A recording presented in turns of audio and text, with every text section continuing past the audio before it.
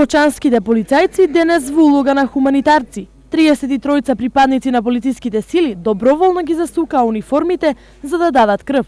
Пошто знаеме дека има голем недостаток на крв и крвни единици, ние веднаш излеговме во престрет и изготвихме план и програма за доброволно дарување на крв од страна на нашите припадници на полицискиот состав. За 2016 ова е прва акција која спроведуваме. Оваа крводарителска акција е само почеток на добротворните акции кои следуваат во наредниот период.